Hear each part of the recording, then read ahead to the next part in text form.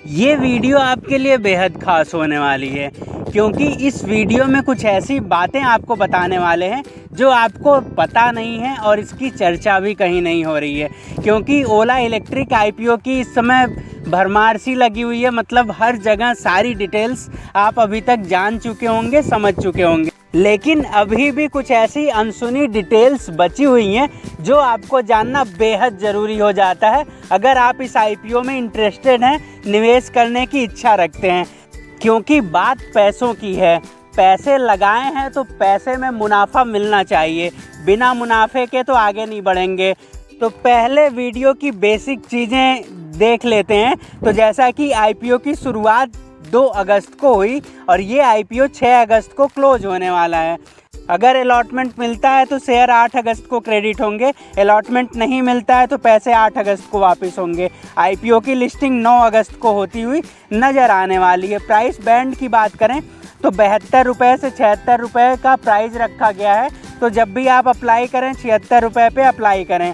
यहाँ पे offer for sale के लिए 646 करोड़ रुपए रखा गया है। फ्रेश इशू में 5,500 करोड़ रुपए रहने वाले हैं। तो ये आईपीओ काफ़ी बड़े साइज़ का होने वाला है। यहाँ पे नया क्या है, तो नया ये है कि कंपनी भारत की पहली टोटली इलेक्ट्रिक 2 व्हीलर बनाने वाली कंपनी है। जितनी भी कंपनियां वो डीजल पेट्रोल प्लस इलेक्ट्रिक में हैं, बाकी ये ओला कंपनी है जो टोटली इलेक्ट्रिक पे डिपेंडेंट है।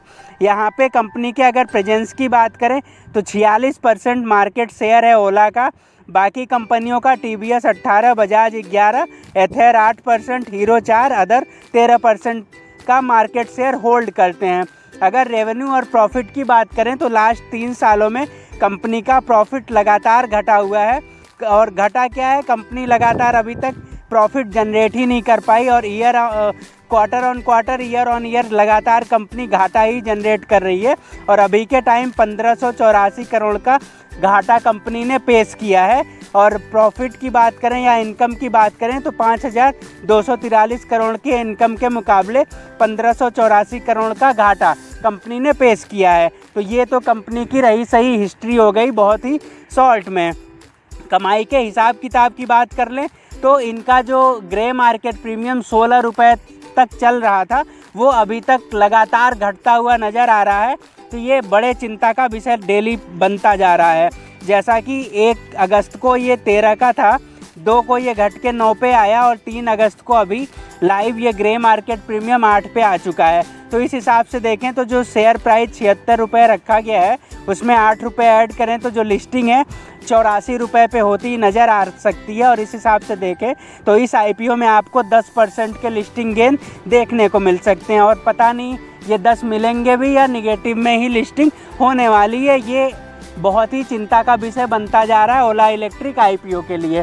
तो यहाँ पे जो खास बातें हम डिस्कस करने वाले हैं, कंपनी की एनालिसिस करेंगे शॉर्ट बेसिस पे। तो पहले स्ट्रेंथ की बात करें तो कंपनी अपने फील्ड में बहुत ही अच्छा इनका अनुभव है और जैसा इनका प्रोडक्ट भी डाइवर्सिफाई है। लेकिन ये मुझे ठीक नहीं लगता है, क्योंकि भैया आप एक ही काम करो तो बेहतर है। ये ग्रॉसरी में आ गए, ये फूडिंग में आ गए, ये इलेक्ट्रिक में हैं, ये कैब भी चला रहे हैं। तो ये सारी चीज़ें बहुत ही मुझे तो ठीक नहीं लगती हैं। लेकिन फिर भी इनका ये बिज़नेस डाइवर्सिफाई है, ये किसी भी बिज़नेस के लिए अच्छी बात हो जाती है। इसी के साथ साथ कंपनी अपने रिसर्च और डेवलपमेंट में बहुत ही ज़्यादा फोकस करती है, बहुत ही ज़्यादा पैसे खर्च करती है। और इसका अलग एक पॉइंट बना रखा है जहाँ पे टोटली रिसर्च डेवलपमेंट के काम होते हैं। तो ये बहुत ही बड़ी बात हो जाती है कंपनी के लिए। और इसी के साथ साथ अगर बात करें देश में इलेक्ट्रिक 2 व्हीलर का बाज़ार इस समय लगातार बढ़ रहा है, तो कंपनी इस सेगमेंट में अभी के टाइम लीडर है। तो ये कंपनी की बहुत बड़ी स्ट्रेंथ हो जाती है। वीकनेस की बात करें तो कंपनी जैसा कि अपने कच्चे माल के लिए थर्ड पार्टीज पे डिपेंडेंट है। तो ये कच्चे माल की आपूर्ति अगर नहीं होती है तो इनका बिजनेस पूरी तरीके से प्रभावित हो सकता है। अगर वित्तीय आंकड़ों की बात करें तो जैसा सभी को पता है, कंपनी जब से स्टार्ट हुई है घाटा ही घाटा दिखा रही है और कैपिटल एक्सपेंडिचर भी जारी है। तो ये चीज़ें कंपनी के लिए बहुत ही ख़राब और ख़तरनाक हो जाती हैं कि भैया आगे प्रॉफिट कर भी पाओगे या नहीं कर पाओगे। कंपनी में अगर अपॉर्चुनिटी की बात करें तो ये चीज़ें निकल के आती हैं कि कंपनी का अगर डिमांड बढ़ता है तो कंपनी अपने प्रोडक्ट में निवेश को बढ़ा सकती है, जिससे अभी के टाइम जैसा आपने देखा होगा कि ओला ने सबसे ज़्यादा स्कूटर सेल किए अपने 2 व्हीलर वाले, तो ये निवेश बढ़ा के और भी अधिक सप्लाई को बढ़ा सकती हैं। इसी के साथ साथ अगर कंपनी इनोवेशन कुछ बेहतर कर ले जाती है, जैसा कि रिसर्च डेवलपमेंट में इतना खर्चा कर रही है, तो इससे ये स्वदेशीकरण को बढ़ावा दे सकती है, जो एक तरह से बहुत ही पॉजिटिव हो जाएगा भारतीय जनता के लिए। और इसी के साथ साथ कंपनी अपने D2C नेटवर्क को ऑफलाइन और ऑनलाइन बहुत ही बड़े तरीके से मजबूत कर रही है, जिसमें सेल्स, सर्विस और चार्जिंग भी शामिल है। तो ये कंपनी में एक बहुत बड़ी अपॉर्चुनिटी निकल के आती है। इसी के साथ साथ कंपनी नए जॉइंट वेंचर और रणनीतिक साझेदारी के जरिए बिजनेस ग्रोथ को भी आगे बढ़ा रही है। तो इनको अगर कोई बेहतर पार्टनर मिल जाता है तो कंपनी आगे बहुत ही अच्छे तरीके से ग्रोथ करती हुई नज़र आ सकती है। तो ये सारी अपॉर्चुनिटी निकल के आती है ओला इलेक्ट्रिक कंपनी में। अगर हम बात करें यहाँ पे थ्रेट क्या निकल के आते हैं, तो कंपनी को जैसे दूसरी इंडस्ट्रीज़ से बहुत ही ज़्यादा कंपटीशन मिल रहा है। जैसा भले ही आपको पता है कि ओला इलेक्ट्रिक पूरी तरीके से इलेक्ट्रिक डिपेंडेंट है, लेकिन यहाँ पे और भी बड़े जाइंट प्लेयर हैं जो आने वाले समय में कंपनी के जो सेल्स है उसको प्रभावित कर सकते हैं। इसी के साथ साथ कच्चे माल की स्थिरता, अगर प्राइस वगैरह बढ़ते हैं तो यहाँ पे जो इनके इलेक्ट्रिक व्हीकल हैं उसके प्राइस बढ़ेंगे तो इनके डिमांड में दिक्कत आ सकती है।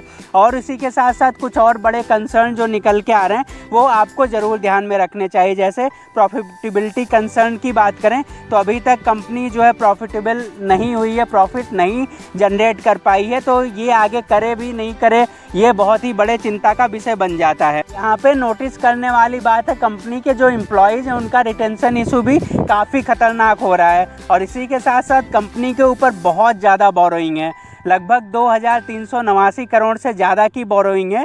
ये कंपनी के लिए काफ़ी मतलब बेहद ख़तरनाक हो जाता है। एक तो प्रॉफिट नहीं जनरेट कर रहे, ऊपर से इतना ज़्यादा लोन, तो ये आपको दिक्कत बहुत ज़्यादा कर सकता है।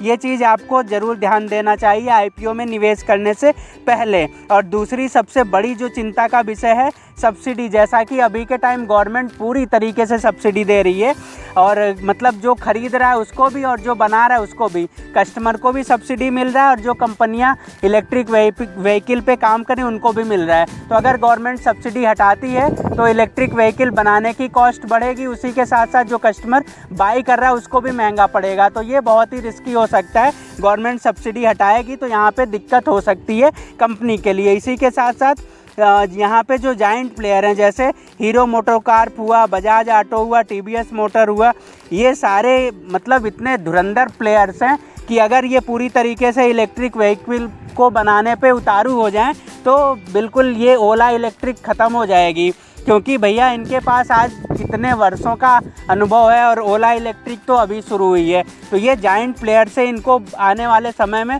बहुत ही भारी भरकम कंपटीशन देखने को मिल सकता है। तो ये सारी चीज़ें आपको ज़रूर ध्यान में रखना चाहिए ओला इलेक्ट्रिक कंपनी में निवेश करने से पहले। आप क्या करने वाले हो कमेंट करके ज़रूर बताएं। धन्यवाद।